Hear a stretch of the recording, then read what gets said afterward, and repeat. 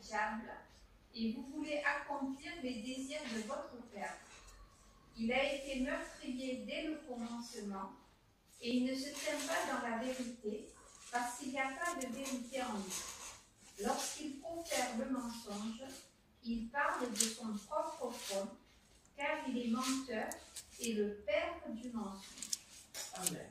Oui. Bien. Je vais prier. Avant.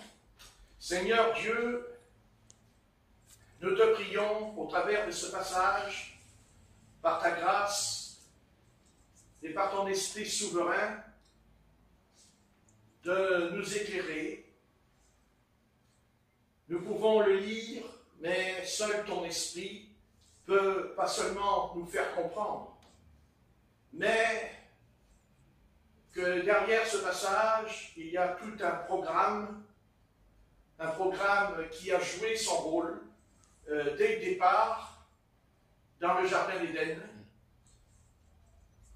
Et nous sommes conscients que cet esprit de mensonge a commencé dans le Jardin d'Éden et que ce mensonge n'est pas entré dans l'homme en premier, mais d'abord dans la femme. Dans la femme, parce que déjà, l'Éternel avait prévu qu'il voulait une épouse qui soit sa fiancée. Et d'ailleurs, c'est par là que Joseph et Marie ont pu éduquer, former Jésus-Christ, parce qu'ils étaient fiancés. Ils étaient fiancés. Ils n'étaient pas encore mariés, et malgré la loi, que Joseph a eu peur en lui, mais dans la nuit, un ange est venu et il lui a dit de ne pas avoir peur, de prendre pour épouse Marie. L'homme est l'homme, mais le Seigneur, il fait ce qu'il veut. Et si à l'époque, Joseph aurait dit que Marie est enceinte, eh bien, elle aurait pu être lapidée, puisque la loi, ou alors il y aurait eu un châtiment, la réputation aurait été salie pour Marie, alors que ce n'était pas de sa faute, elle ne s'est pas rendue coupable de transgression, de péché en elle, mais c'était Dieu. Dieu lui seul.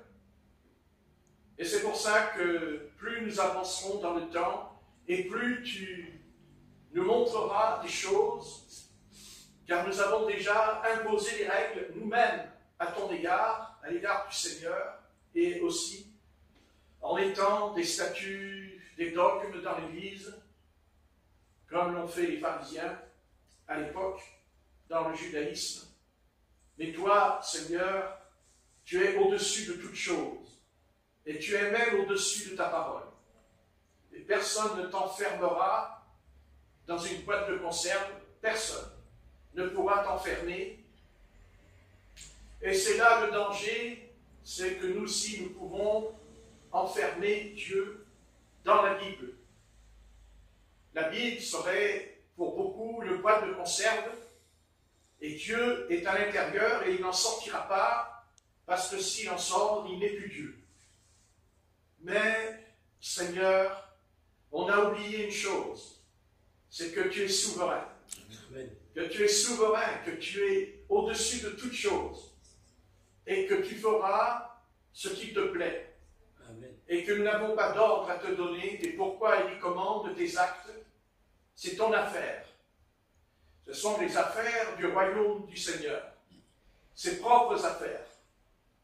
Et s'il y a quelque chose qui ne colle pas, eh bien ce n'est pas à nous de faire le juge, il ne appartient pas de condamner une action qui pourrait sembler être contraire à la Bible, c'est vrai.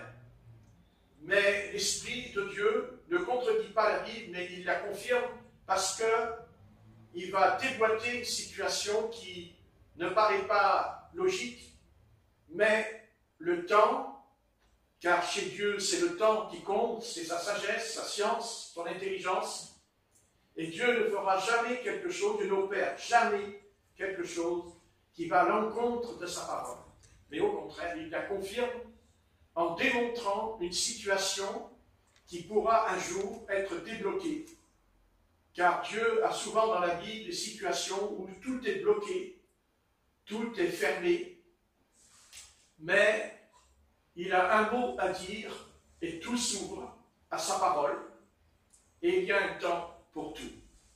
Et le temps est venu de comprendre qu'une chose demeure, c'est que Dieu se tient dans la vérité, que Dieu est la vérité, Amen. et que son ennemi, son adversaire, est un menteur. Mais plus que cela, nous verrons plus que cela en lui, dans ce diable, puisqu'il dit le diable ne se tient pas dans la vérité, il ne peut pas être dans la vérité. Nous verrons pourquoi. Et ce soir, nous te remercions parce que tu as envoyé un autre consolateur, l'Esprit Saint, et l'œuvre de l'Esprit, c'est justement lié à ce passage, que le diable ne se tient pas dans la vérité, d'abord parce que la vérité n'est pas en lui, mais le Saint-Esprit, lui, possède la vérité en lui. Et c'est cette vérité-là, la vérité, qui nous a franchis de l'esclavage, du péché, qui nous a franchis de beaucoup de choses, mais ça fait longtemps, pour beaucoup longtemps. Ça ne se fait pas en un quart d'heure, c'est long, c'est profond, car toute œuvre superficielle ne saurait aboutir à une délivrance. Il faut que l'œuvre soit profonde, et tu emploieras tous les moyens, comme tu le fis pour Job, ton serviteur. Il découvrira dans sa vie qu'il avait commis des injustices importantes, qu'il avait même pris ses ouvriers pour les considérer comme des chiens au milieu de ce troupeau, car c'est celui qui le dit dans Job, c'est lui qui l'a dit, et c'est écrit. Il découvrira qu'il a maltraité aussi ses semblables, il découvrira qu'il était aussi orgueilleux, prétentieux, il était sûr de lui. Quand lui parlait, tout a été dit pour lui à l'époque, avant l'épreuve, avant la chute en lui du malheur. Mais son malheur le transformera, justement, parce qu'il va changer. Et que son livre, en le lisant, nous découvrons chapitre après chapitre que cet homme, par son discours, même avec ses amis, ses 3 amis, il découvrira en lui des choses qu'il ne pensait pas quand il était un notaire, quand il était noble, quand il était très important à la porte de la cité, car il est écrit que les jeunes gens venaient l'écouter, que tous ceux, les vieillards, écoutaient Job. Oh oui, mais au fond de lui, eh bien, il découvrira qu'il ne possédait pas la sagesse, qu'il n'avait pas encore la sagesse en lui. Mais c'est par la souffrance, dans la souffrance physique, qu'il va comprendre, saisir ce qu'il ne pouvait pas comprendre quand il était en bonne santé. Oui, c'est vrai, il considérait ses ouvriers comme des chiens dans son troupeau. C'est lui qui l'a écrit, et je pourrais le faire lire à l'Assemblée. C'est écrit dedans. C'est un choc pour nous de découvrir que Job était dans cet état. Et ce n'est pas ses amis qui lui ont dit, c'est lui qui l'a dit de lui-même, en découvrant son état spirituel en lui. Et là, je comprends mieux pourquoi que le premier malheur qui va frapper Job, eh bien, c'est ses brebis. Il perdra son cheptel, il perdra ses brebis dans le premier malheur, tout de suite en premier.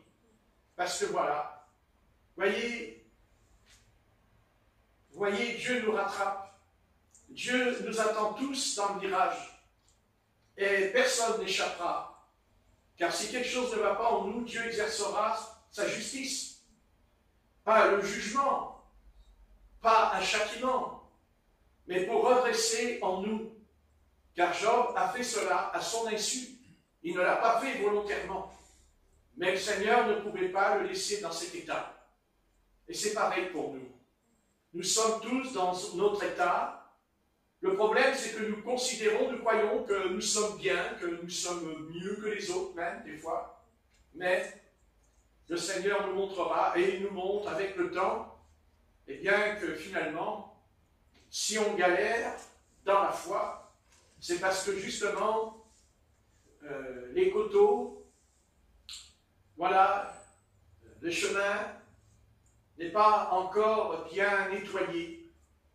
Voilà, la route échelonnée de cailloux, de pierres, mais c'est par la souffrance, par l'épreuve que le Seigneur opère, car quand on est enfant de Dieu, on ne souffre pas par hasard, on ne souffre pas dans le vide, mais Dieu poursuit un but en nous. Amen. Seigneur, c'est vrai que c'est pas agréable, c'est dur, c'est très dur à comprendre, mais avec le temps, eh bien, ce ciel qui est noir, à un moment donné, le vent, le souffle du Saint-Esprit en nous souffle, mais pour cela, il faut arriver à comprendre qu'il ne faut jamais négliger, jour par jour, la prière. Car c'est ça que tu veux nous faire comprendre, qu'on ne va pas prier parce qu'on a envie, on ne prie pas parce que ça nous prend là dans la tête, mais parce que tu nous apprends que la sagesse, la vraie sagesse, est dotée de discipline. Amen. En nous. Amen. Et que là où il n'y a pas de discipline, il n'y a pas de sagesse, il n'y a pas d'intelligence, c'est ce que dit le livre des Proverbes, et aussi c'est ce que dit Job dans son discours. Et ce soir, nous voulons la sagesse. Amen. Nous la voulons, non pas comme nous la voulons, mais comme toi tu sais. Et pour cela, tu emploieras tous les moyens, même les plus sévères, les plus durs.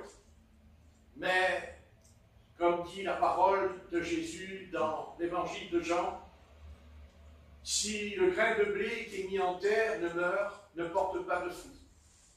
Et tout est là. C'est le brisement, c'est le vase d'argile qui est brisé. Parce que Dieu en fait, non pas un autre vase. Non.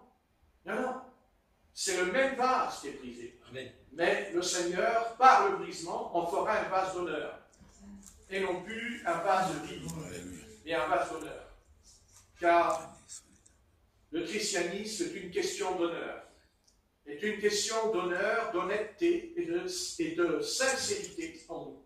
Car on peut être sincère comme Job l'était, mais être dans l'erreur. Et Job est dans l'erreur. Et plein de passages que j'ai étudiés me montrent que Job a compris aussi une chose grave en lui, c'est qu'il a commis des injustices dans la cité et qu'il se repent de ce qu'il a fait. Et à partir de là, eh bien, le Seigneur le relève et le guérit. Pour ne pas être l'homme qu'il était avant, mais un homme nouveau, qu'il sera après cette épreuve. Cette épreuve qui lui a coûté cher, il apprendra, il découvrira que ceux qui l'aimaient ne l'aimaient pas. Qu'il l'aimait et qu'il l'écoutait parce qu'il était un noble. Il l'écoutait parce qu'il était un patriarche. Il l'écoutait parce qu'il était très important, parce qu'il était très riche. Mais il ne l'écoutait pas parce qu'il avait en lui la sagesse et le savoir, parce qu'il ne l'avait pas. C'est pour ça qu'il l'écoutait. Mais une fois qu'il tombe, et il tombera jusqu'à avoir un ulcère dans l'estomac, à un tel point que même son épouse lui dira « Maudit Dieu et meurt ». Donc même sa femme ne l'écoutait pas. Elle l'écoutait parce qu'elle avait de l'argent. Il l'écoutait parce qu'il donnait de l'argent à sa femme, parce qu'il l'entretenait. Alors elle l'écoutait. Mais en vérité, il ne l'écoutait pas. Parce que son état n'était pas encore tout à fait, c'était pas ça encore en lui. Mais plus tard, il changera. Mais à quel prix? À quel prix? Et Satan savait tout ça. Satan le savait. Et c'est pour ça qu'il a pu dire, oui, mais, ouais, mais, permets-moi de le toucher, on verra. On verra s'il ne va pas te renier. Mais attention, il n'a pas renié le Seigneur. Non, pas du tout. Il a simplement découvert. Il a eu ses yeux ouverts, là où ils étaient encore fermés en lui. Et il découvrira, comme nous ce soir. Nous pensons que nous voyons, mais c'est vrai, nous voyons. Mais nous voyons en partie, mais pas tout. Et on verra chaque chose en son temps. Car ton œuvre est salvatrice.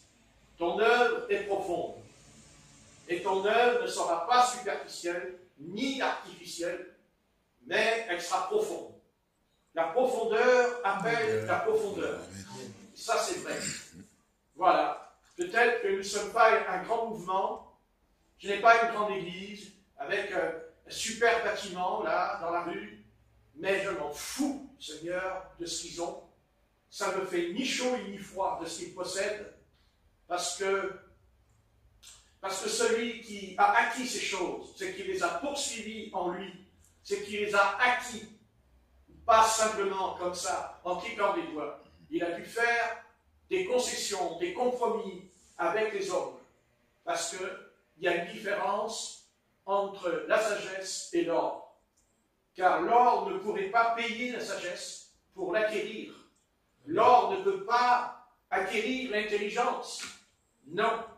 Tout cela se fait dans la tragédie, dans la souffrance et dans l'épreuve.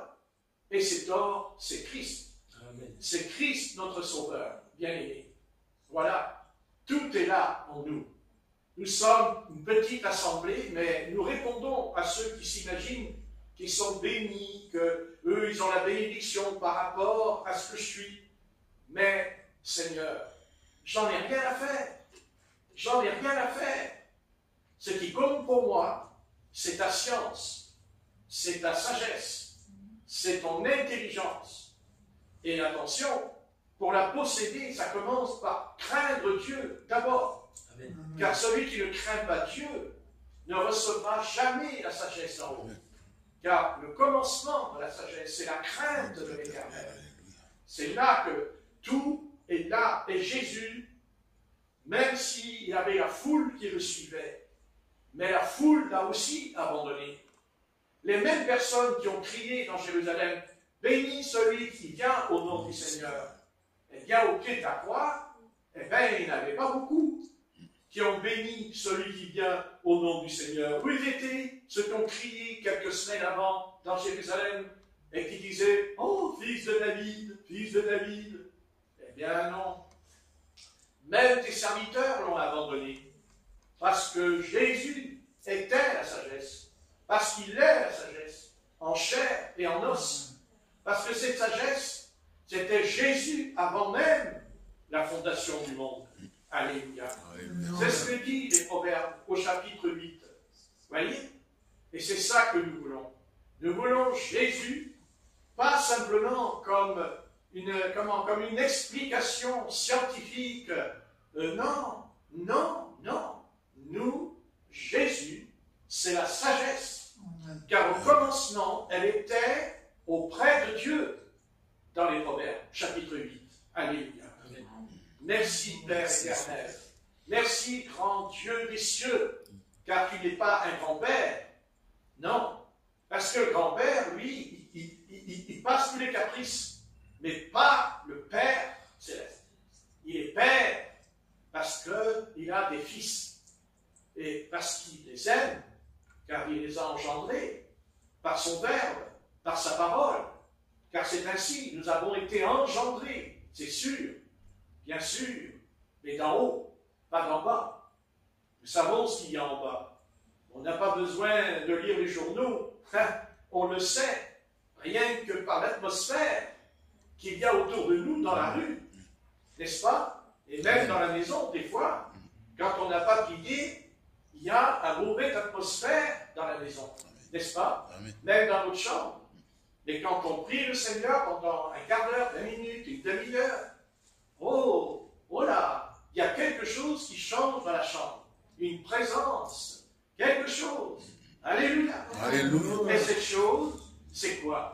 c'est que Dieu ne nous a pas abandonnés.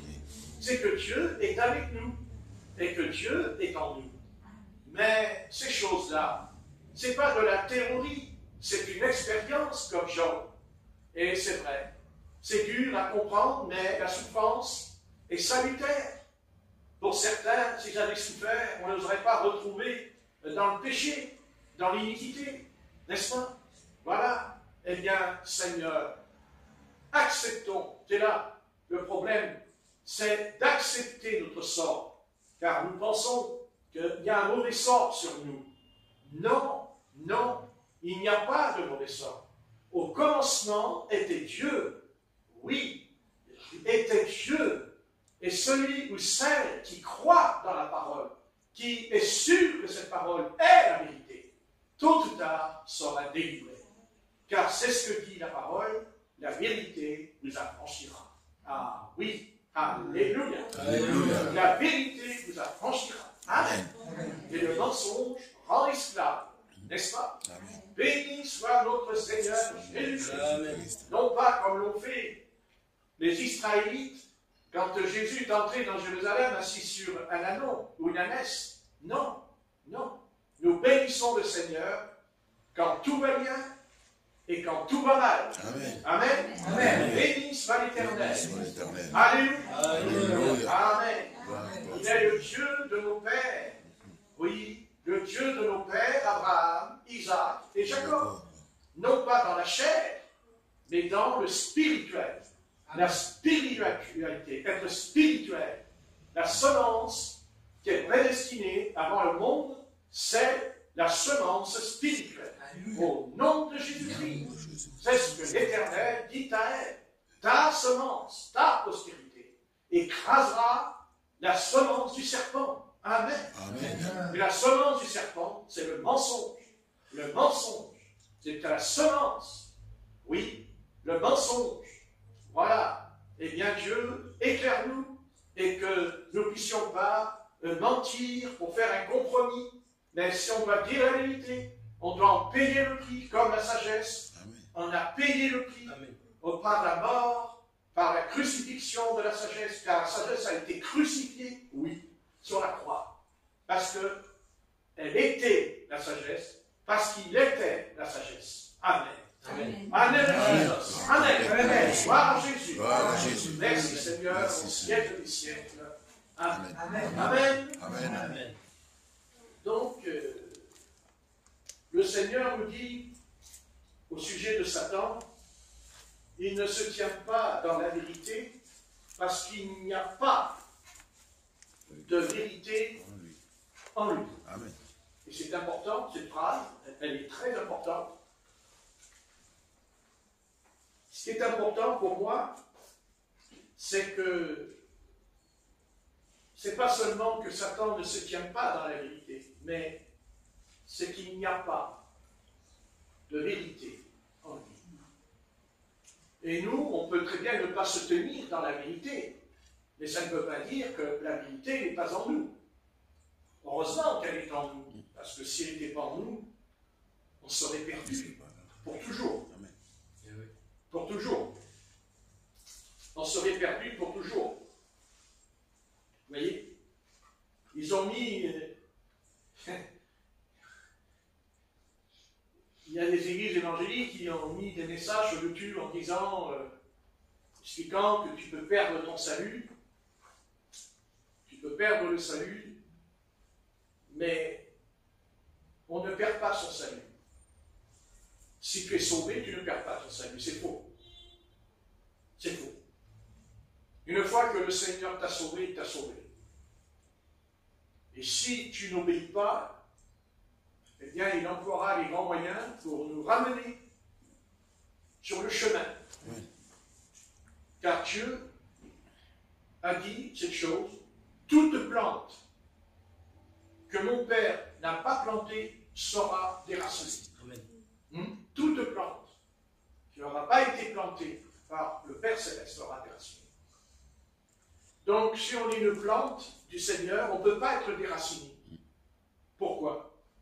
Parce que dans l'Épître aux Romains, au chapitre 6, on pourrait voir justement pour quelle raison, pour nous, quelle est la raison qui nous a placé au sujet du baptême d'eau par immersion, quelle est la raison d'invoquer le nom de Jésus-Christ quand on baptise un repentant.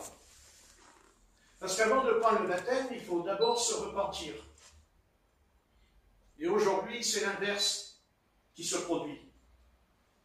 Ils prennent le baptême. Par exemple, il y a plein de vidéos sur YouTube.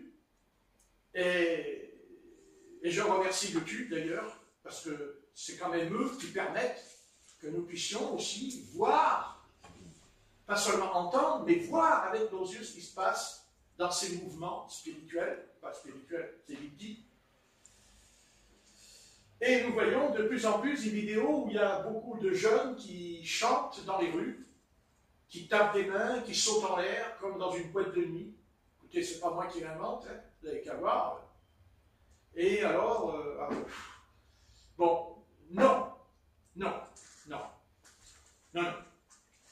Le réveil, ce n'est pas de sauter en l'air comme un cabri dans la rue ou dans une église, en tapant des mains et en dansant, car tout ce que j'ai vu hier encore, que ce soit au Danemark, en Suède, même en France, aujourd'hui, il circule cet évangile qui consiste qu'on vient à Jésus-Christ en mettant la musique avec les batteries, les guitares électriques et tout le bazar, et nous avons la même musique qu'il y a dans les discothèques. La seule différence, c'est qu'ils chantent Jesus, Jesus, Jesus, Jesus, et puis ils ont les yeux en l'air, le sourire tous ensemble. Des filles de 20 ans, 15 ans, 14 ans, les parents, il y a même des hommes de 80 ans qui sont là, rassemblés, il y a plein, ils chantent, ils tapent des mains, ils sautent en l'air dans la rue. Alors les païens, ça leur plaît, hein, c'est normal. Hein. Les jeunes qui ne sont pas convertis, ils se disent, mais on peut danser, donc on peut venir écouter, hein, puisqu'on peut danser comme dans le monde. Mais ça, c'est de la séduction. Le Saint-Esprit, quand il descend sur nous, jamais il va vous pousser à danser, non. Le Saint-Esprit, non. Le Saint-Esprit, il est envoyé pour nous convaincre que nous sommes dans le péché. Amen. Nous convaincre que tout péché a son salaire. Tout péché aura une rétribution et un jugement de Dieu dessus. Et si le pécheur ne veut pas subir le jugement de Dieu, il n'a pas d'autre solution, c'est de se repentir. Et encore, la repentance n'est pas un acte volontaire de l'homme, car aucun homme ne peut se repentir. Aucun homme ne peut se repentir. Amen. Ça n'existe pas. Amen. Ce n'est pas vrai. Il peut avoir des regrets, mais regretter, ce n'est pas se repentir. Il y a des gens qui regrettent ce qu'ils ont fait, mais ce n'est pas pour cela qu'ils sont nés de nouveau. Ce n'est pas pour cela qu'ils sont transformés. C'est simplement une émotion en eux. Ils sont émotifs. Mais la conviction de péché n'est pas une émotion. La conviction du péché, c'est de recevoir la connaissance que tu es perdu et que même le Saint-Esprit te fait ressentir avant même d'aller dans le shéol, que tu es perdu et que cette perdition te conduira justement dans cet endroit de tourment. Ensuite, le Saint-Esprit va faire naître en nous quelque chose. C'est qu'on va marcher dans la vérité. On va obéir à la vérité. Parce que c'est écrit dans le passage qu'on a lu. Il ne se tient pas dans la vérité, parce qu'il n'y a point de vérité en lui. Il n'y en a pas. Il n'y a pas la vérité en lui. Donc, tout ce qui ne prend pas sa source dans la Bible, dans cette Bible, c'est un mensonge. C'est un mensonge du diable. Ce n'est pas seulement un mensonge de l'homme. Quand Ananias et Saphira sont entrés dans l'assemblée à Jérusalem, nous savons qu'ils ont apporté de l'argent parce qu'ils avaient vendu un champ dans les Actes des Apôtres. Mais quand ils ont vendu ce champ, l'apôtre Pierre leur dira, mais vous étiez libres de le vendre et d'en apporter le prix comme vous voulez. Mais ils vont mentir. Mais quand ils mentent, qu'est-ce que dit l'apôtre Pierre? Et dit, on va le lire dans le livre des Actes. D'abord, restons dans Romains 6, parce que je me suis éloigné sans faire exprès. Dans Romains 6, il dit, que dirons-nous donc? Demeurions-nous dans le péché afin que la grâce abonde? Loin de là. Nous qui sommes morts au péché, comment vivrions-nous encore dans le péché?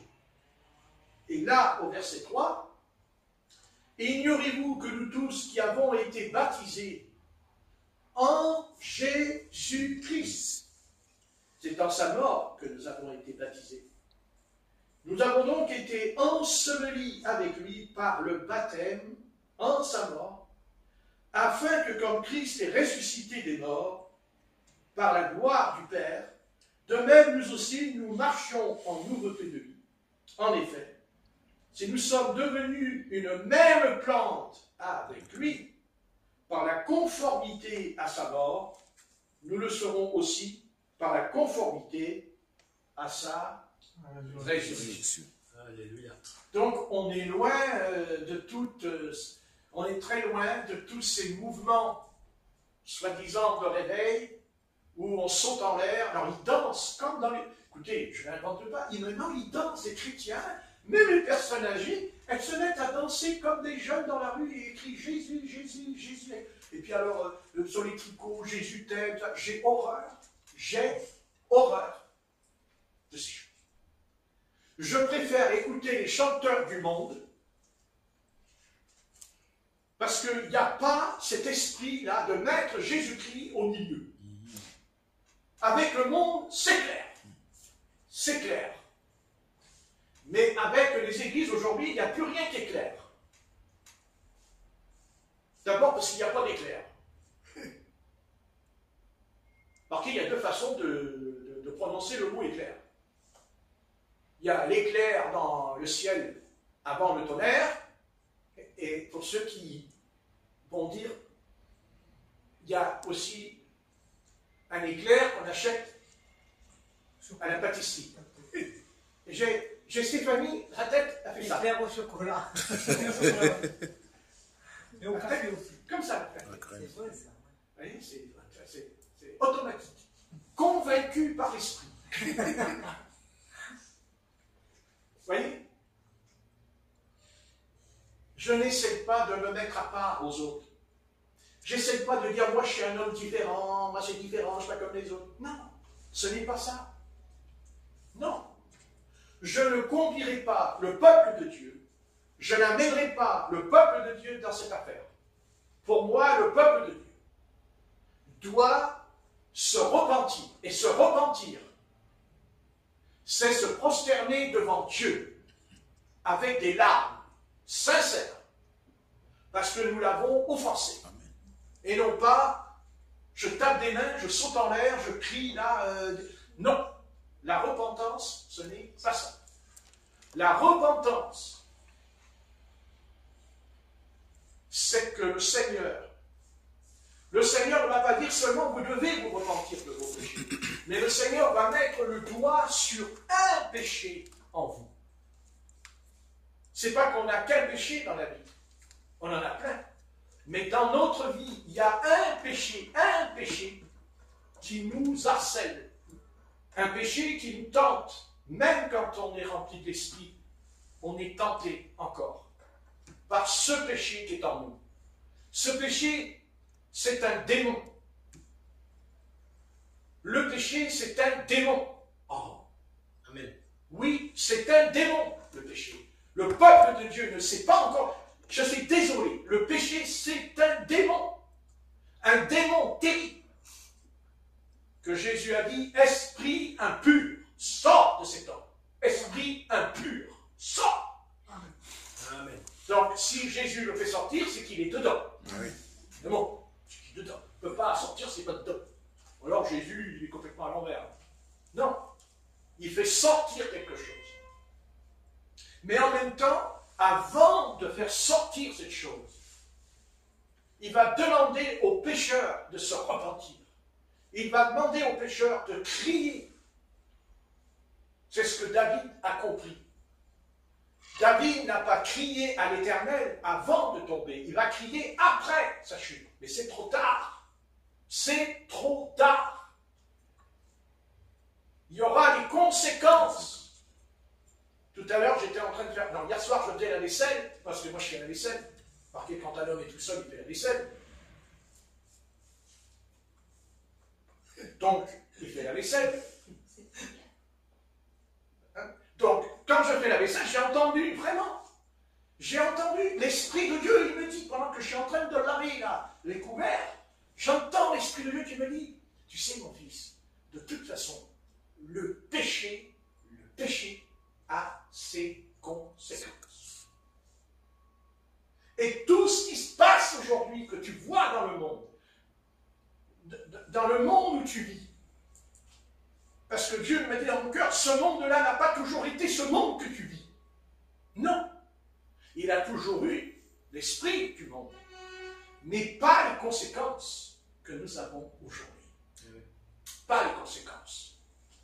Jusqu'à perdre sa villa, jusqu'à perdre sa maison, parce qu'il y a l'eau qui monte dans ta maison. À perdre tout. Et les gens là, ils l'ont dit dans les départements. Ils ont dit, on a déjà eu des inondations, on est habitué à ces inondations. Chaque année, il y en a, mais ça là, jamais, ils ont dit, jamais. Et que répondre? C'est pas le Seigneur. Si le ciel est sans cesse couvert tous les jours et qu'il pleut sans cesse, on va dire, ah, mais c'est le Seigneur qui décide. Non, non. C'est les conséquences du péché. C'est le résultat. Et vous savez ce qu'ils ont dit? Et c'était frappant hier quand ils ont parlé aux informations. Ils ont interrogé les gens qui sont dans les villages et tout. Et il y a des gens qui sont sortis de la maison. Et ils ont dit, jamais on a été aussi proches les uns des autres depuis qu'il y a ça. Hein? Ils ont dit, ils ne se parlaient pas. Ils ne se disaient même pas bonjour. Il y avait les lilas à côté. Ils ne se parlaient pas tout en étant à côté de la lila. Et là, ils ont dit, il y a un monsieur qui a dit, ça alors c'est un phénomène nouveau. Il a dit, c'est un phénomène nouveau. Eh bien, vous voyez, on peut dire, oh, c'est terrible ce qui se passe. Oh, c'est terrible, la pluie, tout, c'est dur. Oh, c'est pas bien. Oh, mais le Seigneur, c'est vivant, il ne faut pas faire ça. Si, il est vivant. Parce que ce qu'il est en train de faire, c'est que les gens qui ne se parlent pas, ils se parlent. Parce que les gens qui ne donnaient pas à manger à son voisin, ils donnent à manger à son voisin. Amen. Amen. Voilà, et voilà, ça veut dire, eh bien, ça veut dire tout simplement, je ne suis pas un homme politique, mais si j'étais un homme politique, je dirais, eh bien, voilà, le peuple français se retrouve, le peuple français se parle, le peuple français, il n'est pas renfermé sur lui-même avec des disputes, des querelles politiques, mais voilà, viens, donne-moi un balai. Je vais balayer ta maison, et l'autre il vient, tiens, je t'ai apporté des œufs, je t'ai apporté du pain. Amen. Alors qu'en temps normal, rien. Chacun pour soi. Vous voyez, il n'y a pas de hasard. Il n'y a pas de hasard. Amen. Et il a fallu que Dieu en vient, et Dieu va en venir là, pas seulement avec la France, mais il va le faire dans le monde entier. Dieu va nous précipiter dans l'abîme, mais pas pour nous perdre. Pas pour nous dire, je te fous dans l'abîme et puis tu vas crever dans l'abîme. Non, non. Dieu, il a dit, tu vas aller dans l'abîme. Mais ce n'est pas moi qui va vous sortir de l'abîme. C'est vous allez, entre vous, sortir de l'abîme. Et quand vous sortirez, vous ne serez plus les mêmes. Alléluia. Vous ne serez plus les mêmes. La France sera plus la même France. Égoïste. Voilà Dieu. Vous voyez? Croyez-moi, c'est pas fini. Non. Parce que l'homme, comme dit le Christ sur le chemin d'Emmaüs, il dit homme, lent à croire, mais lent à comprendre. À comprendre. Il dit à comprendre. Et il leur ouvra les yeux, mais parce qu'il leur ouvre l'intelligence. Voyez. Comment penser un seul moment que sur le chemin d'Emmaüs, ses disciples ont pu dire à cet homme qu'ils ont rencontré, voyez, Jésus est le Fils de l'homme, puisqu'ils ont rencontré un homme qui était habillé comme un paysan, comme un cultivateur, ce qu'était l'Éternel dans le jardin d'Éden. Il plaça l'homme pour cultiver le jardin, pour cultiver.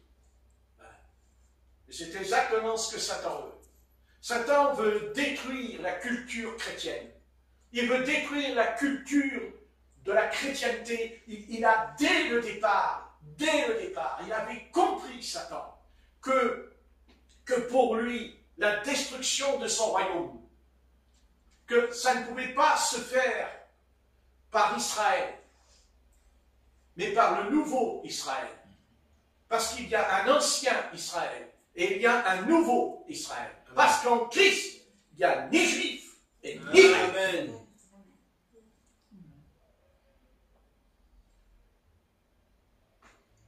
Et les juifs et les gentils sont le nouveau Israël. Amen. Mais en Christ. Mais en Jésus-Christ. Et c'est pour ça que Satan a tout fait pour que le peuple juif soit voilé, pour qu'il y ait un voile sur eux. Pourquoi il n'y ait pas sur nous le voile? On est des êtres humains comme eux, et ils sont des êtres humains comme nous, et non pas des animaux, comme le disent ses ennemis. Puisque vous avez vu que les ennemis d'Israël disent que le juif est un animal. N'est-ce pas? Vous voyez? C'est comme l'image qu'ils ont mis hier soir aux informations. On voit deux cochons, et il y a un cochon, il y a l'étoile de David, le cochon il prend en derrière. Mais quelle abomination! Quelle abomination! Vous voyez? Vous voyez ce que je veux dire? Hitler a dit les Juifs c'est des chiens. Il a dit, ce sont comme des chiens. Il a dit. Ouais. Et Satan sait ce qu'il fait. Pourquoi Satan est déchaîné contre le Juif? C'est ça la bonne question. Pourquoi Satan n'est pas déchaîné comme Satan? Il est déchaîné, mais pas comme envers le Juif sur la terre. Le Juif est persécuté dans le monde entier. Pas seulement dans une nation, dans le monde entier. Dans le monde entier. Et les Juifs, eux, ils persécutent les chrétiens qui sont dans le monde aussi. Parce qu'il y a beaucoup de Juifs qui persécutent les chrétiens. Israël bombarde les chrétiens, là-bas, à Gaza. Ah oui, bien sûr. Mais tout cela, et c'est Satan. C'est Satan. C'est la puissance des ténèbres. C'est le royaume des ténèbres. Et c'est pour ça que nous, on a un avantage sur le juif. C'est que le juif, aujourd'hui, quand il prie, il est charnel. Et le chrétien, s'il marche avec le Seigneur, s'il renonce à lui-même, il va livrer une bataille, il va livrer une guerre, pire que la guerre qu'il y a à Gaza, pire que la guerre que vous voyez avec des armes et des avions. Amen. Ça, c'est rien. Ça, c'est le résultat du péché. C'est le péché. Le péché. Mais nous sommes des guerriers. Nous sommes des terribles soldats de Dieu. Et non! Parce qu'on a le pouvoir dans notre esprit, quand on prie, au nom de Christ. Nous ne chassons pas les hommes, mais nous chassons les démons. Amen. Qui habitent dans les lieux célestes. Et certains qui habitent aussi dans les hommes. Amen. C'est ça le problème. Amen. C'est ça le problème. Vous comprenez? Nous sommes supérieurs à Israël. Parce que nous sommes le nouveau Israël. Et même nous combattrons les hommes, mais pas maintenant. Nous combattrons, nous détruirons les avions nucléaires, on détruira les bombes nucléaires, on détruira, nous allons détruire toutes les armées avec leurs armes quand nous reviendrons. Amen. Quand nous reviendrons avec le Christ. Car nous reviendrons avec avec lui. Et lui, il sera le chef de l'armée. Il sera à la tête de cette armée. Et même, il sera monté sur un cheval blanc avec une épée à la main et son vêtement plein de sang. Et il est écrit que derrière lui, il y a une armée qui le suit dans la bataille. Et cette armée, c'est nous. C'est vous. Nous avons été choisis. Notre destin, pour l'instant, il est humain, parce que nous habitons dans un corps humain. Mais il dit que quand l'archange, au cri du commandement, nos corps seront changés. Voilà. Et là, les amis, on va, et alors, ça va péter là-bas dans la vallée de Jériel, la bataille d'Armageddon, et nous serons derrière Yeshua, et au nom de l'Éternel, on va détruire les armes, on va détruire la puissance des ténèbres, va être détruite, parce que la Bible dit que Jésus soufflera sur le diable, et il sera détruit. Il sera même jeté. N'est-ce pas? Dans l'abîme. Et l'abîme sera scellé avec toute sa cohorte de démons, qui sont eux aussi des soldats. C'est ça la Bible.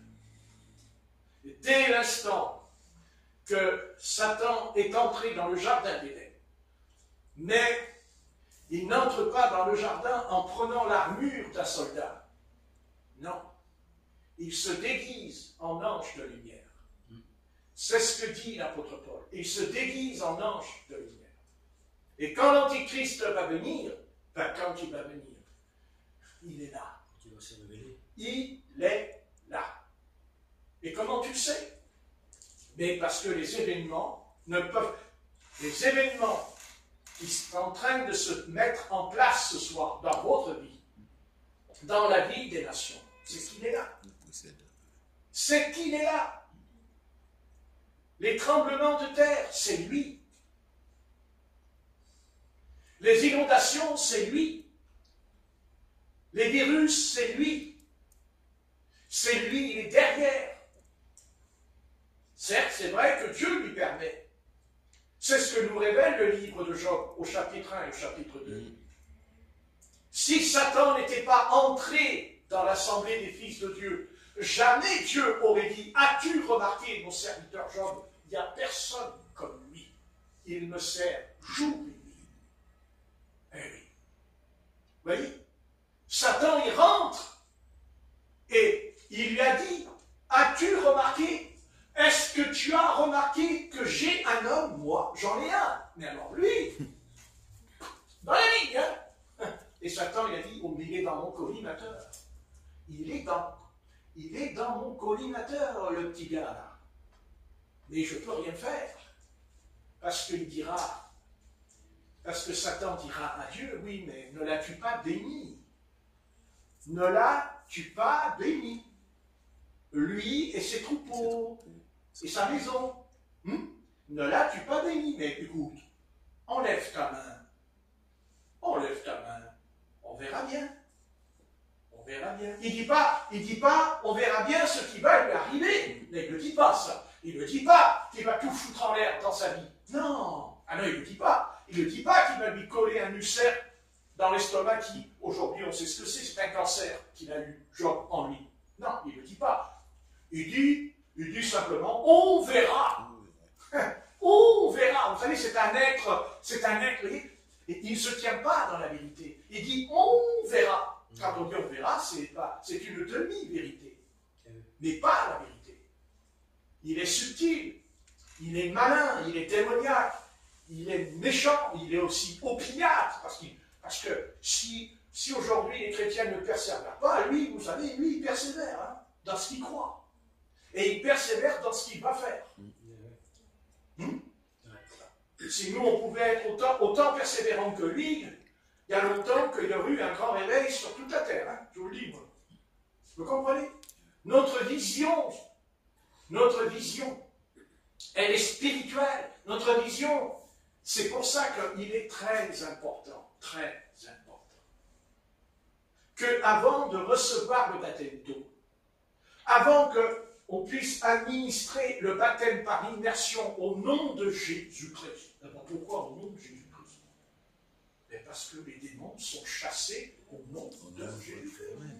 Parce que les malades sont guéris au nom de Jésus-Christ. Et pourquoi le baptême ne serait pas au nom de Jésus-Christ? Amen. L'apôtre Paul lui-même, il a dit, est-ce en mon nom que vous avez été baptisés? Est-ce en mon nom? Dit l'apôtre Paul.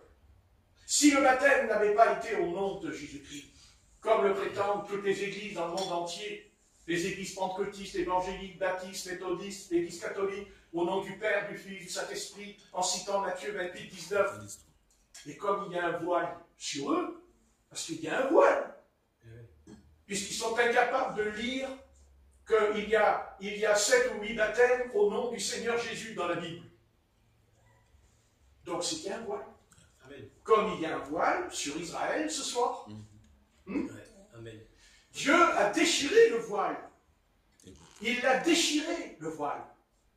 Parce que nous, on n'accepte pas le baptême au nom de Jésus-Christ comme si c'était que ce serait une technique, comme ça serait une éthique. Non. On baptise au nom de Jésus-Christ parce que dans ce nom-là, Satan est vaincu. Amen. Satan est vaincu. Et aussi le péché. Amen. Et le péché aussi.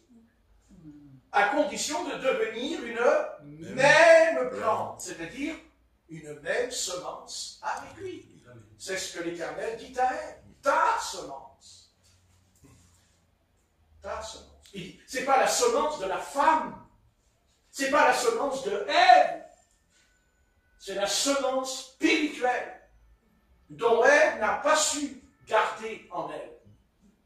Ce qui a permis de faire venir le fils de Satan, Caïn, le père du mensonge, Caïn.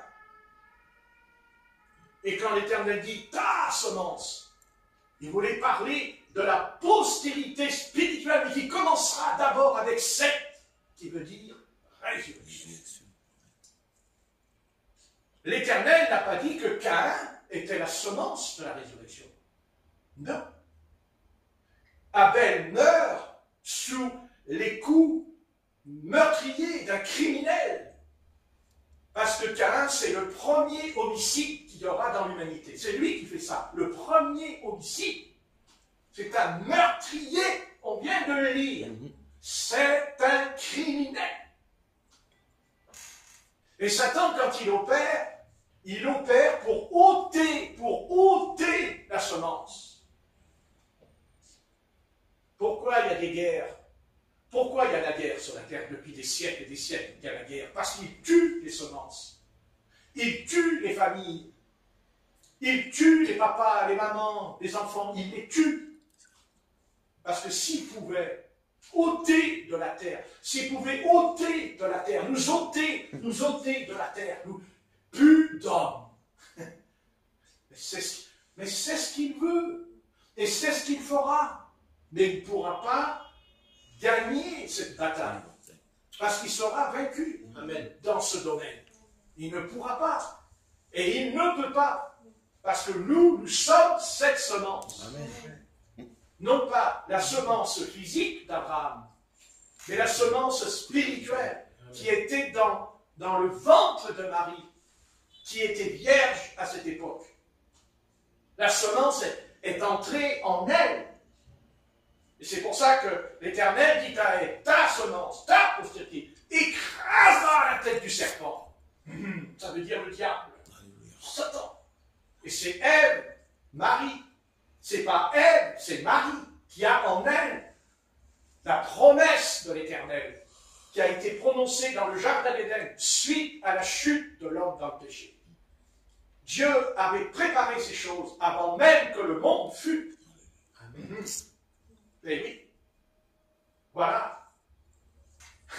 Vous vous posez la question, et vous avez raison de vous poser une question. Et si vous ne vous la posez pas la question, comment se fait-il que vous êtes chrétien, mais que vous n'êtes pas des chrétiens catholiques romains? Pourquoi vous n'êtes pas des chrétiens protestants? Pourquoi vous n'êtes pas des chrétiens baptistes ou méthodistes ou pentecôtistes? Et puis, on va rajouter la source, les chrétiens brananistes. Il ne faut pas les oublier. Il y aurait des jaloux après, dans le royaume des cieux. N'est-ce pas? Mais nous faisons partie d'aucune de ces semences. Non. Non. Non. Non.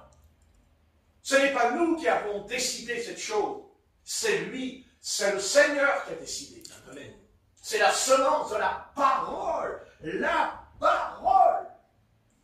Et cette semence, elle a été mise en terre. Quand Jésus est le grain de blé qui a été brisé dans la terre. Voilà. Et ce grain de blé, il portera du fruit, ou même beaucoup de fruits, parce qu'il meurt. Et tant que notre vieil homme n'est pas mort, jamais nous porterons du fruit de l'esprit. Jamais. C'est par la mort de Jésus-Christ, mais aussi la mort de Jésus-Christ s'opère en nous. Parce qu'on a ouvert la terre, on a ouvert le sol pour que le semeur, c'est-à-dire le Christ, a semé le grain de blé dans ta terre, en toi. Il a semé le grain. Mais s'il ne meurt pas, ça ne sert à rien. Il faut qu'il meure. Mais aussi, pour qu'il meure, il faut aussi que le grain soit arrosé. Il faut de l'eau. Autrement, il meurt, mais pas dans le bon sens. C'est-à-dire qu'il meurt, il n'y a plus rien. Non, on parle du grain de blé qui meurt parce qu'il va ressusciter. Parce qu'il sort de la terre. Parce qu'il sortira d'abord la tige, les feuilles, les graines, la balle et le grain. Et le grain. Et il a fallu 21 siècles pour parvenir à cette terrible victoire que Satan a peur. C'est que cette grain de blé s'appelle l'épouse. Amen. S'appelle l'épouse. Car Jean-Baptiste l'a dit. Il a dit, l'époux est l'épouse. Les prophètes n'ont pas eu de profondeur sur cette histoire de l'époux et de l'épouse. Il y a Jérémie qui a soulevé ce problème au sujet d'Israël en disant, tu as des amants. Hein? Mais qui a approfondi? C'est Jean-Baptiste. C'est Jean-Baptiste. Mais il est dit Jean le Baptiste. Le baptême. Ben, le baptême. Le baptême. Amen. Le baptême. Car il prêchera la repentance 6 mois avant le Seigneur, puisque Jean est né 6 mois avant Jésus-Christ. De sa maman Élisabeth et de son père Zacharie, et dont elle-même était stérile, car elle ne pouvait pas avoir d'enfant. Et vous voyez, c'est écrit. Elle avait dans les 80 ans, et elle ne pouvait pas avoir d'enfant, comme Sarah, avec Abraham. Et lui aussi était très âgé, Zacharie. Vous voyez? Et je vais arrêter parce que c'est 6h10, j'aurais tellement de choses énormes à dire, mais bon. Ouais. Je vais terminer par cette pensée qui me vient dans la tête. Non, parce que j'ai une tête quand même. Bon. Elle ne convient pas à tout le monde, je comprends. Mais quand je mets mes lunettes, alors là, ça va mieux. Ça fait professeur, pas pareil. Mais je vais arrêter là, parce qu'il est 6h10, il y en a qui veulent s'en aller. Écoutez, vous voyez, Élisabeth est stérile, Zacharie est tellement âgé qu'il ne peut plus avoir d'enfant, il ne peut plus. Mais ils ont prié pendant des années, ils ont prié, comme Abraham. Abraham a prié 25 ans pour avoir son fils. Il en a eu un, mais ce n'était pas le bon. C'était pas le bon. C'était pas le bon. C'était Isaac et pas Ismaël. Et d'ailleurs, cette jalousie existe encore ce soir, parce que je prêche entre Ismaël et Israël. Ismaël qui est les 12 tribus, les 12, il dit que Ismaël enfantera 12 nations dans la Genèse, 12 nations. Et Isaac, 12 tribus. Et là, vous voyez, tout est foutu pour Zacharie. Voilà, tout est terminé. Il va mourir, il va s'en aller. Bah oui, c'est fini, il est tellement âgé que c'est fini. Hein? Elisabeth, c'est foutu. Sarah, alors elle se mit à rire, elle, quand on lui dit l'année prochaine, tu auras 5.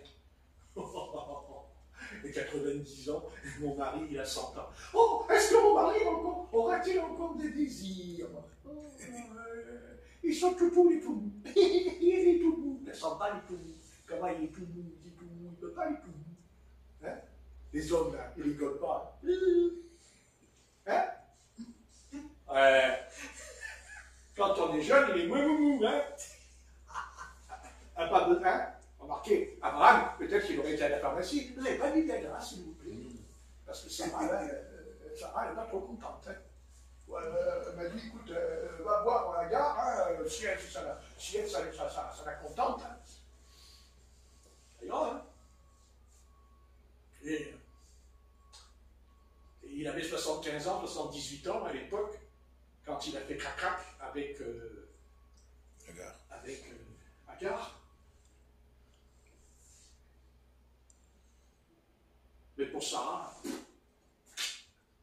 seulement le Seigneur, lui, a dit le contraire. Le Seigneur lui a dit le contraire. Ah bon? Mais comment il a fait? Eh ben ouais. Je vais vous dire comment il a fait. Et bon, je ne vais pas te dire que ça peut nous arriver à nous. Pas ceux qui n'ont pas 70 ans, hein, mais ceux qui ont 70 ans ce soir, ils peuvent toujours dire Seigneur, il avait 100 ans, il avait 100 ans, mais tu as 70 ans, oh là là, oh là là. Marquez, le démon, il va dire à la pharmacie, là, bon, c'est pas la peine de jeûner, de prier, ça sert à rien, tu vas à la pharmacie, tu vas prendre de Viagra, et là, tout va aller, c'est super. Ouais, seulement tu es dans le péché jusqu'au cou. Jusqu'au cou. Parce que ce n'est pas la vraie nature. C'est la nature qui va être déformée, c'est la nature qui va être bousculée, dont d'ailleurs tous ceux qui prennent du Viagra, je ne sais pas si vous êtes au courant, ils attrapent le cancer et tout le bazar dans l'estomac. Hein. Ça fait mal. Hein. C'est très grave. Hein. Donc, vous voyez, le péché, c'est le péché, et là, ses conséquences, même avec le pharmacien. Voilà, c'est très clair. Et quand c'est Dieu, c'est différent. Amen. Quand c'est Dieu, c'est différent.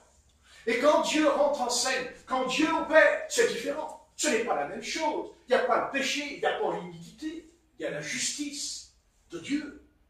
Et Dieu a dit, tiens, ça fait plus de 80 ans que Zacharie, il prie pour avoir un bébé. Il voulait un bébé.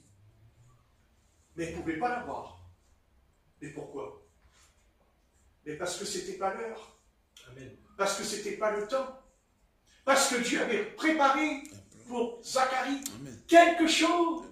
Quelque chose. Oulala. Il va mettre à lui, son épouse. Elle va mettre au monde. Mais quel prophète. Oh, elle va mettre au monde le précurseur, le messager qui devait être envoyé pour annoncer la venue du Messie. Vous vous rendez compte? Et je crois que Zacharie et Élisabeth, vous ne voyez pas que pendant des années, ils se sont mariés, mais pour avoir aussi des enfants, vous ne croyez pas? Mais c'est l'Éternel. C'est la sagesse. C'est la sagesse. Et ils en ont eu un. Mais quel garçon qu'ils ont eu un. Jean-Baptiste. Qui a baptisé plus d'1 million de Juifs sur le bord du fleuve du Jourdain. Ah. Et d'ailleurs, Élisabeth elle-même, quand elle est enceinte, elle est joyeuse, elle est heureuse. Oh là là! Elle se cachait même. Parce que les voisins, ils auraient dit, oh, mais elle a trompé son mari, puisque son mari, il ne pouvait pas. Alors, elle se cache. Mais l'Éternel l'a fait monter dans les montagnes de Judée. Alléluia. Et là, dans les montagnes de Judée, il y avait des vrais Juifs qui étaient consacrés à l'Éternel, qui étaient sincères encore, la reste d'Israël. Et quand elle arrive, oh là là là là là. Ah,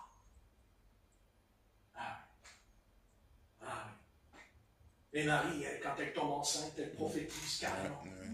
Hein? Oh là là.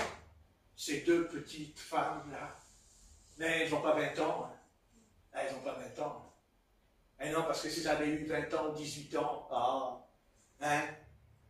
Mais là, non, elles ont 80 ans, 90 ans. Leur mari, il a 100 ans. Mais voilà.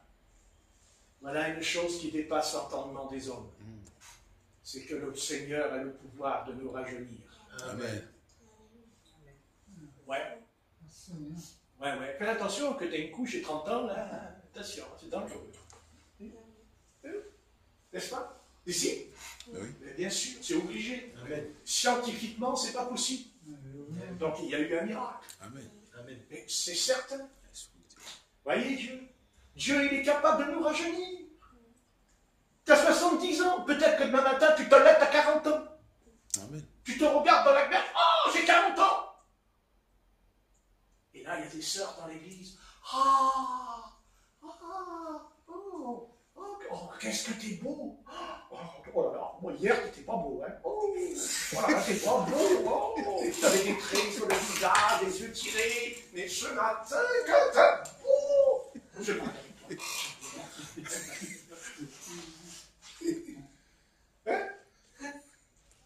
Hein? Et c'est pareil pour les sœurs. Ah oui.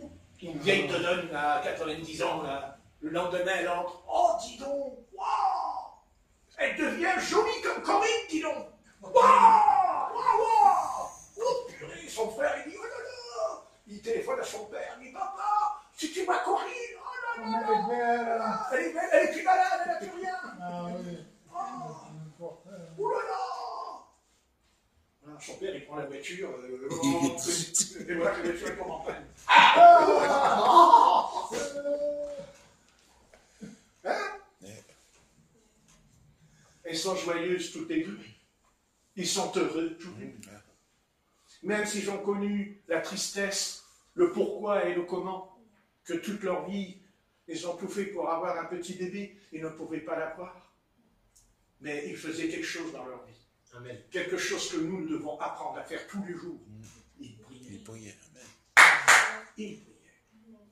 Et quand Zacharie rentre dans le temple, que c'était son tour d'offrir des parfums à l'autel, une fois par an, il fallait rentrer.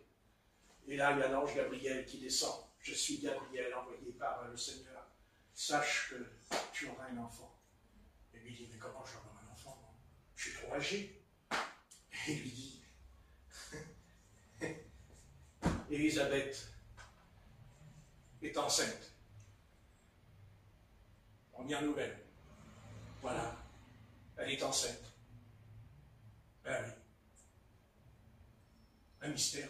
Ben oui. Et elle va être enceinte. Ben oui. Voilà. Vous voyez, quand on prie, il faut s'attendre à tout. Ah oui. Amen. Amen, alléluia. Ouais. Quand on prie sérieusement tous les jours. Quand on prie tous les jours pendant 1 heure. J'aime dire ça, il va encore nous casser les bonbons avec sa prière. Mais c'est écrit. Vous n'avez pas pu veiller 1 heure avec moi. Comment le Christ a pu dire ça à ses 12, à ses apôtres? Comment le maître du ciel et de la terre a-t-il pu dire à ses apôtres? Vous n'avez pas pu veiller 1 heure avec moi. Combien on peut le lire, le relire et le relire, mais on ne le fait pas. Vous voyez comme nous sommes bornés au fond de nous. Mais si le Seigneur nous dit de veiller 1 heure par jour avec lui, si le Seigneur nous dit, voyez, voilà, moi j'ouvre ma porte, je viens ici, là, je me mets au fond là-bas. Et pendant 1 heure, et des fois j'appelle ce monsieur là-bas, ce disciple-là. N'est-ce pas? Mais combien quand on a fini, mais combien on est différent? Combien, avant de commencer, on a des petites angoisses au fond de nous. Mais au bout d'un moment, quand on a prié, on se relève. On ne peut pas s'empêcher de rire, d'être content. Amen. On repart d'une joie énorme dans la pièce. Amen. Si je vous le dis, Amen. Et Satan, qu'est-ce qu'il fait? Il veut nous priver de ça. Mhm. Voilà, il dit, mais je ne veux pas. Vous savez ce que Satan, il a? Vous savez, Satan, vous savez ce qu'il a, vous savez ce qu'il a, la peur en lui. La peur, j'ai bien dit la peur. La terreur qui règne en lui par rapport à nous. Vous savez ce que c'est? La joie. La joie. Eh oui. Il veut que tu sois triste. Il veut que tu sois abattu. Il veut que tu sois angoissé, découragé. Et qu'est-ce qu'il est content. Le diable, il danse dans son royaume quand il nous voit tristes. Eh oui. Et quand il nous voit joyeux, alors là, c'est pas la même chose. Je ne parle pas de la joie là, que je vous expliquais tout à l'heure. Non. Je vous parle de la joie qui est une paix paisible au fond de notre intelligence. Paisible. C'est le navire. Quand on ne prie pas, le navire est en pleine tempête. Quand on ne prie pas, il y a les ouragans. Ça souffle sur la mer. Et le navire, il est là. Il ne sait pas où il va. N'est-ce pas? Mais quand on prie, le vent s'arrête. D'un coup. Silence. Et tais-toi, dit Jésus dans la barque. Vive la prière. Vive à la prière. Amen. Et vivre pour la mettre en pratique demain. Amen. Et même ce soir. Tous les jours. Tous les jours. Amen. C'est pour ça que lui, quand il arrive, il est toujours joyeux. Amen. Merci Seigneur. Ah ben, bien sûr. Alléluia. C'est formidable. Hein? Mais quand il ne prie pas, car c'est arrivé qu'il ne prie pas, mais quand il franchit cette porte, il a un visage triste. Oh oui, sombre. N'est-ce pas? Mais si. Mais quand il prie, je le sais aussi. Je n'ai pas de vision. Mais c'est qu'il n'y a pas eu quelque chose de profond avec le maître dans sa chambre avant de venir. Alors tâchons de prier. Amen. Et vous savez, je vais vous dire quelque chose. Quand j'étais jeune, j'ai le missionnaire Alexandre Tommy qui s'occupait de moi quand j'étais jeune. Il m'a toujours dit ça quand on mangeait à table. Parle peu aux hommes Beaucoup. et parle beaucoup à Dieu. Ça, il me l'a dit souvent. C'est pas vrai? Parce que qu'est-ce qu'on parle aux hommes? Mais on ne parle pas beaucoup à Dieu quand même. Amen. Qu'est-ce que vous en pensez? Oui. Hein? Alors parlons au Seigneur Amen. de tous nos problèmes. De tous nos problèmes. Vous dites, quand vous priez, vous dites tous vos problèmes. Amen. Tous vos problèmes. Nos jours. Vous dites au Seigneur, Seigneur, j'aimerais bien manger des bonbons. Amen. Et là, vous ne savez pas pourquoi, il y a quelqu'un qui va me donner un paquet de bonbons. Si.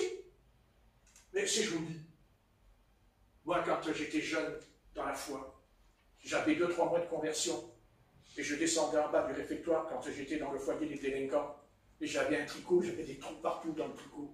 Ici, des trous dans mon tricot. Alors ils se sont moqués de moi à table.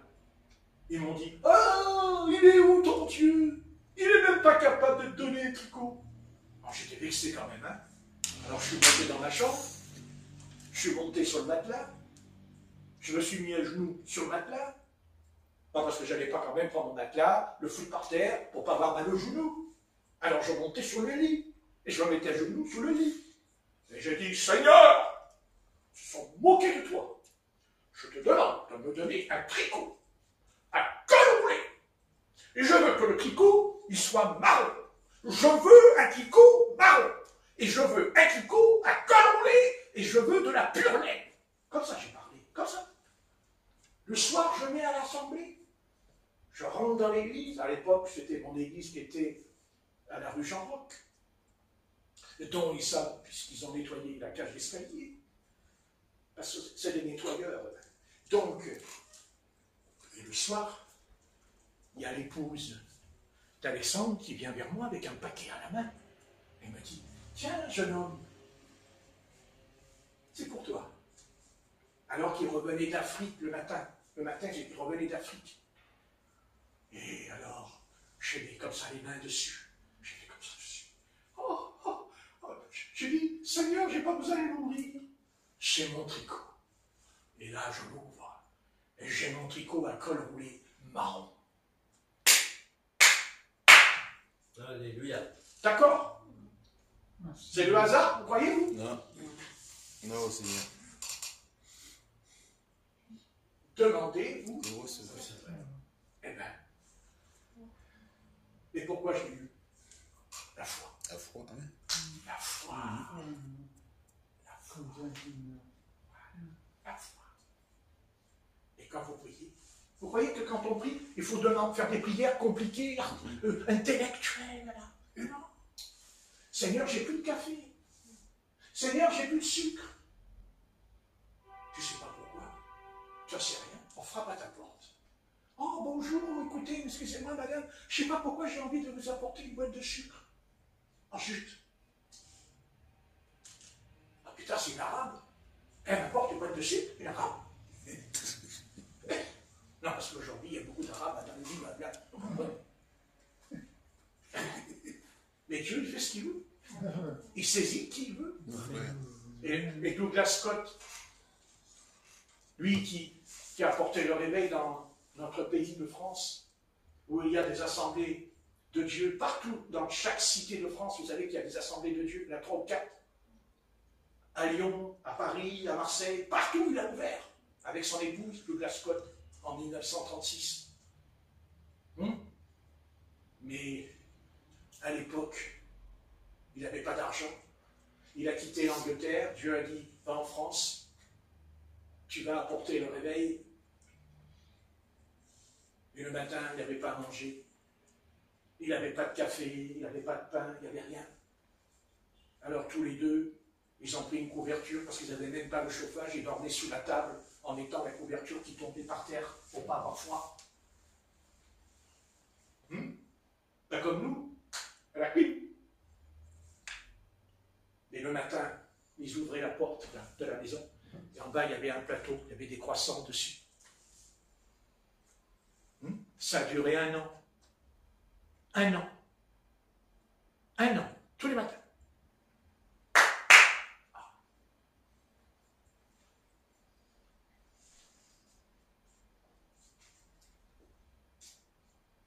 Voilà. C'est ça le christianisme. Ça, c'est le vrai christianisme. Amen. Vous comprenez? Maintenant, si on a l'argent, Dieu nous dira, tu vas au magasin, tu t'achètes des croissants, c'est normal. Mais quand on est en face d'une épreuve, c'est là que Dieu nous teste pour voir si on a la foi. Amen. N'est-ce pas? Eh oui. Eh oui. On peut aussi lui demander un travail, mais un travail qui nous convient, qui voilà, que je ne vais pas être fatigué, je ne vais pas... voilà. Pour sa gloire. Et le Seigneur nous donnera ce qu'on lui demande. Amen. Par contre, si vous lui demandez, même si vous lui demandez, mettons, vous dites au Seigneur, ah, tu sais, Seigneur, j'aimerais bien rencontrer une jeune fille.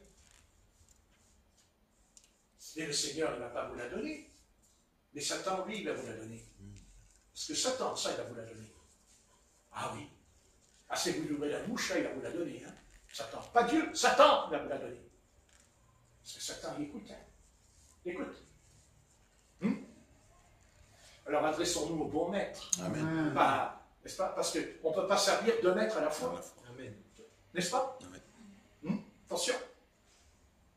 Demandez, vous recevrez, afin que votre joie soit parfaite. Parfaite. C'est pareil. Soit parfaite. Amen. Alors demande. Passe un moment. Prier, ce n'est pas une corvée. Prier, ce n'est pas une corvée. C'est Satan qui nous dit que c'est une corvée de prier. Mais prier, ce n'est pas une corvée. C'est le plus beau moment de notre vie quand on le fait. C'est le moment le plus beau de la vie. C'est le plus grand moment de notre existence. Parce que c'est dans la prière que Dieu va nous visiter. C'est dans la prière que Dieu va nous fortifier, va nous bénir. Amen. C'est comme un champ. On peut semer, mais s'il n'est pas arrosé, la semence, elle meurt. Et quand on prie, Dieu nous arrose. Il nous inonde. Comprenez? Et la semence va grandir. C'est-à-dire, Christ va grandir en nous.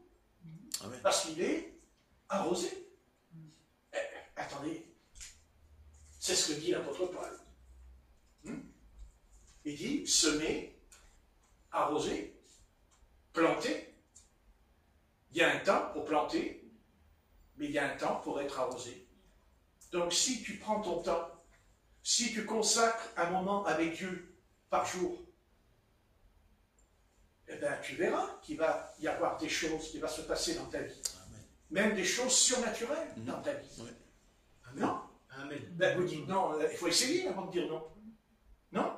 Il faut Amen. faire l'expérience. Ouais. On ne peut pas. Attendez, vous tentez le coup là. Ok, je ne vous donne pas 8 jours que vous allez voir ce qui va se passer. Vous savez surtout ce qui va se passer? Je vais vous dire ce qui va se passer si vous le faites.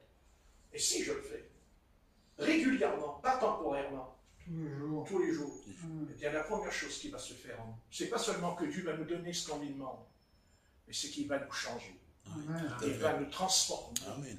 Il va changer notre caractère. Il va changer notre être. Amen. Voilà. Tu veux vraiment connaître le Christ? Prie. Prie. Si elle avait été en prière, elle serait tombée avec le serpent. Non. Elle aurait commis le péché. Si elle avait été en prière, elle n'aurait pas fait ça. Ben, attendez, elle n'a pas pu tomber et être en prière en même temps. Elle n'était pas en prière. Elle n'était pas à sa place. Elle n'avait pas fait son culte. Parce que si elle avait fait son culte, et en plus, avec son mari, parce que le mari n'était pas là non plus. Oui, c'est ça. Ah oui. Grande question qu'il faut se poser dans un couple. Ouais, ouais. Voilà, vous voyez, tout est là. Il veut casser la communion, il veut briser la communion, il veut nous briser dans ce domaine. Et il le sait, et il le sait. Il veut couper. La prière, c'est... Voilà, tiens, je vais vous faire un dessin. Vous voyez, là j'ai le papier, et bien la prière, quand on ne prie pas, voilà, c'est pas compliqué. Quand on ne prie pas. Quand on ne prie pas, Briser le lien. eh bien voilà comment nous devenons. Et on peut lui tenir tête là. La taille. La taille. Petit. Mais si on prie, qu'est-ce qui se passe? Voilà. Et non seulement on pourra lire ce que vous avez écrit, c'est-à-dire on pourra voir votre vie, on pourra lire votre vie, si vous priez. Parce que la page, elle est grande pour écrire. Mais là, on peut écrire là? On peut là? On peut pas. C'est pour ça que Dieu nous a créés à son image et à sa ressemblance. Alors, faites-le. De toute façon, vous avez intérêt à le faire. Parce que je vous dis franchement, je vous promets que dans les jours qui viennent, ça va péter. Alléluia. Ça va aller très mal. Partout. Dans le monde entier. Alors priez. Parce qu'en priant, vous allez garder le cap. Vous allez garder le cap. Amen. Hein? En priant, vous allez garder comme un navire. Amen. Hein? Navire. Parce que le navire, il peut être, le navire, il peut être grand, il peut être avec du bois d'Éden et tout ce que vous voulez. Mais le gouvernail, il ne faut pas qu'il soit tout seul, le gouvernail. Il faut le capitaine. Il faut le capitaine, le gouvernail. Il faut le tenir, le gouvernail. Et le capitaine, c'est Christ. Amen. Mais c'est Christ parce que tu pries. C'est Christ parce que tu pries. Le capitaine. C'est ce que dira l'apôtre Paul quand il y a naufrage. Hein? Quand ils n'ont pas mangé pendant 14 jours sur le navire, Paul il dit, un ange de Christ à qui j'appartiens m'est apparu. Et il rompit le pain et tout. Et il en dit, reprenez des Vous prenez forces. force. Hein. Et s'il n'y avait pas eu l'apôtre Paul, qu'est-ce qui serait passé s'il n'y avait pas eu l'apôtre Paul dans le navire? Qu'est-ce qui serait passé s'il n'y avait pas eu l'apôtre Paul dans le navire? Ben, il n'y avait pas Christ dans le navire. Et c'est parce qu'il y avait Paul qui avait Christ. Amen. Et qu'est-ce qu'il dit, l'apôtre Paul? Qu'est-ce qu'il leur a dit, l'apôtre Paul? Il a dit au capitaine, aucun de vous sera perdu. Amen. Hein? Oui. Et aucun n'a été perdu. Oui. Parce qu'ils ont tous nagé pour aller sur la rive, qui d'ailleurs était habitée par des barbares. Et quand l'apôtre Paul est arrivé, qu'est-ce qu'il fait?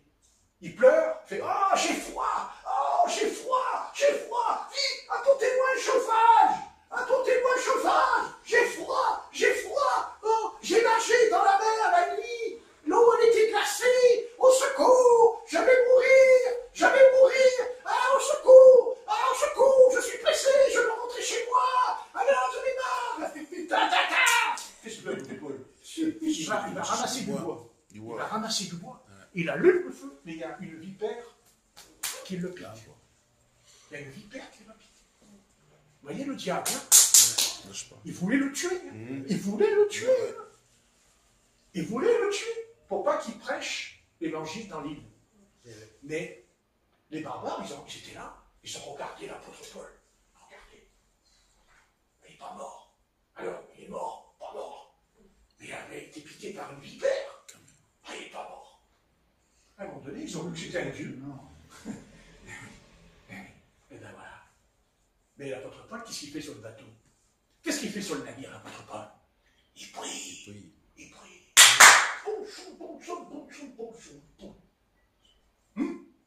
Hein? Au lieu de pleurer, de demander un réveil, prions d'abord. Amen. Prions d'abord. Tout à fait. Puis le réveil, il ne vient pas tout seul. Parce que le réveil, il est en nous. Et que le réveil se réveille parce qu'on prie. Amen. Oui. Qui vous dit qu'un jour on sort pas 2000 ou 3000. Après, le pasteur qui m'appelle, il m'a dit: oh, pasteur, vous pouvez venir prêcher dans mon église, s'il vous plaît? Oh là là, vous êtes 3000, alors avant qu'il y avait 3000 autour de toi, tu n'intéresses pas, tu comprends? Tu ne m'intéresses pas. Maintenant, tu as une grande église, oh là là, t'as une grande église, tout ça. Et je lui répondrai: oui, j'ai une grande église, par la grâce de Dieu. Mais pasteur, sache une chose, je n'ai pas changé.